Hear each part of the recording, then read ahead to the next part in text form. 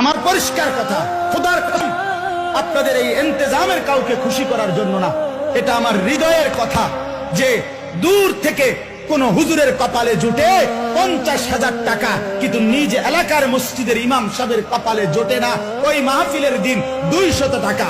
এটা জুলুম আর অন্যায় ছাড়া আর কিচ্ছু হইতে পারে না।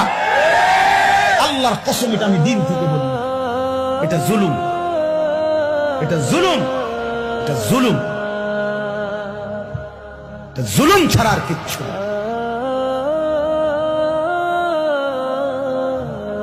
কেউ 1 ঘন্টায় 60,000 টাকা পাবে, আর বেচারা ইমাম একটা মাস খোদার 30 দিন মালিকের ঘরে পড়ে থাকে, মালিকের ঘরে সেজদা দেয়, তার কপালে 8,000 টাকা বেতন জোটে না।